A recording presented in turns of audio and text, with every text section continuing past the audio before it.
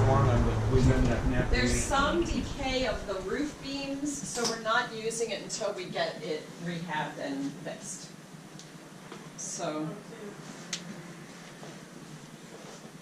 how many people have been in a movie here? Lots of movies. Quick time, last one. Oh my goodness, it's coming I think the last one was 95. They had that Water World with Kevin Costner. Kevin Costner. Oh, The Conan. world was all underwater. We brought our children here to see E.T. and we couldn't hardly move. It was so full. Oh, really? Yeah, my story was I watched Jaws here and I had my mood ring on to look at my mood ring while I was watching it. That's funny. Did it change? It did change a little bit. It turned black, I think. We had our class reunion here on 13, our 50th, not the age. I'm sorry, you did. Well, 5 years ago we had ours here. Oh, Did you? not your 50th. No, not yet. I'm not even 50 yet. So the Dawn Theater was built in 1919. It first opened on September 4th, 1919. And our goal is to get it rehabbed and reopened on its 100th anniversary. So my deadline for this is September 4th or September 9th, I forget. This year? No. Oh, gosh. I wasn't paying attention. I was looking at that. 2019. Sure. 2019. I was looking So- at that poster back there. So as you can see, what happened here is it was the theater, right? Wonderful. Hey, it's really dark in here, isn't it? Coming down. No, it's dark. Okay, so it was the only theater in Hillsdale until the Premier Theater was built.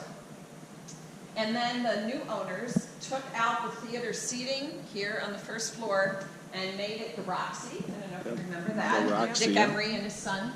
And so there is still some remains of the theater seating in the balcony. Though it was first opened as a vaudeville theater and then quickly changed to a film theater. So it did not have a projection room originally. So the projection room was put in when film came in, and first it was silent films. And as we discussed, the Dawn Theater had an organ that played with the silent films. Dr. Horton searched around and found that organ again. It was actually in the barn of a local craftsperson who had the intention of kind of putting it back together, and that's what all those pieces were that you saw in the Keeper House. Because Dr. Horton owned both, he just dumped Does all that mean those- the city owns the organs now? No, he didn't sell us the organ. Okay. So, or we didn't buy the organ, I guess, either flip of that statement. So we're hoping he'll donate it. But it doesn't matter. That's not the cost. The cost is the rehab of the organ, and that's going to be $100,000 if we ever. Oh my God. Yeah, so that's not going to happen unless someone has a being on it. Well, would you bring that back here then? Probably not. I would think that would be cooler to have in the lobby of the Kiefer and just, cross-pollinate these historic buildings. Well, they don't need it anymore to be played as an organ. Well, that's true. Exactly. And I don't know. Anyway, the screen is still up there. You can see it, and it can be lowered, raised and lowered. In the meantime, the TIFA, we joined this thing called the League of Historic American Theaters, and we're getting all kinds of advice and input on how to restore it. So our vision, I think, is to keep it with no theater seating, but you can buy portable theater seating. It's called pew seating, I think. Alan knows this. But anyway, where you can put those in, like some churches put in seats that make it look like a church and then take it out and store them, like folding chairs almost, but they're like theater seating, so that this used to rent this building, like some of you had had your reunions here, using it as a wedding reception area, using it as a business meeting, Christmas party. That will bring in the money to fund the ability to have other events such as films, shows. We'll have a performing theater the way the soft theater is. The soft theater is what's called the performing theater or a music theater. They actually produce their own shows, right? They're the home of the community theater. We don't want to compete with that. We don't really have the space for our rest of this, for instance. This was never a community theater performing theater. It was always a, what'd you get up there? Stairs. Over here? Yeah, in the back. Okay. Yeah. So anyway, the vision is just to literally redo it, but I was going to show you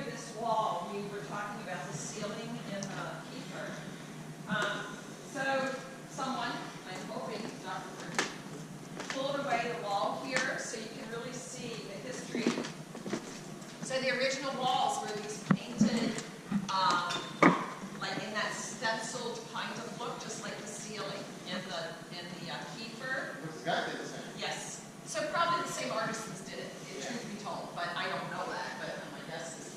And then they covered it up with beaver. So this is called beaver board.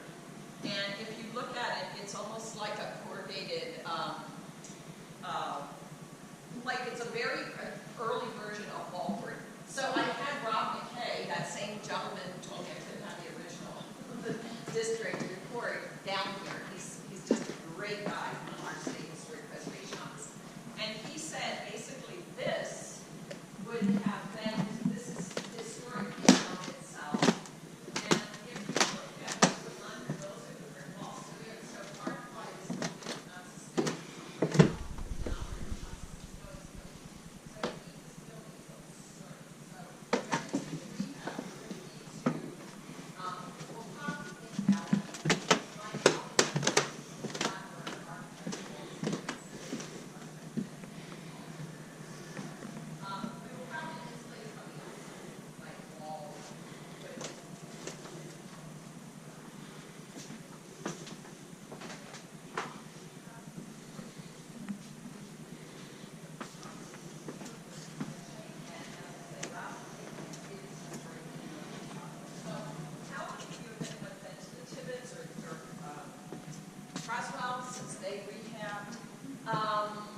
Those were much more expensive rehabs, but they were much grander theaters to begin with. This was never a grand old Dom theater. It was a practical vaudeville house, film house.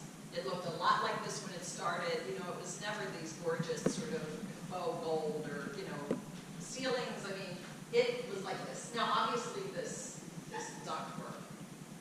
So what needs to happen in here is a complete new HVAC system. The HVAC system that's in here now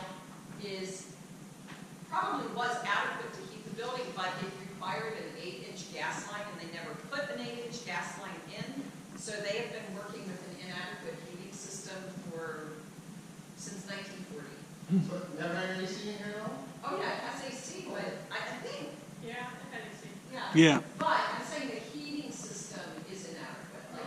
And also, if you look at this, like the heat's coming out here, and then the cold return is right here. So the heat is literally coming in and coming out before it ever hits the heat. So, you know, things happen. But anyway, but we have, I heard a lot of crunching on this, and I think it can make it, but not enough to pay for a major remodel. So we're hoping to get a grant for a major rehab, and then you start at ground zero, you can cover your operating costs. That can happen. But there are more interest in this one than in Kiefer, you're saying, Right. from possible investors. Well- What type of organization are they looking at coming in here? So I have the interest is from MEDC. They've written us a letter of interest to help fund or really pay for the whole rehab. So we have not had I've had one theater manager contact me to be in here, but Tiffle would probably continue to own it and hire either a management company or a manager who would then staff and program. Like Tiffle doesn't want to be in the business of running a theater, you know, we would hire. So what I've been doing is looking at all kinds of like different management models that happen, and they're all over the map, interestingly. You know, like Croswell and Tibbetts are a volunteer board that hires and pays a manager and the staff. The Tecumseh Civic Auditorium, has anyone ever been there?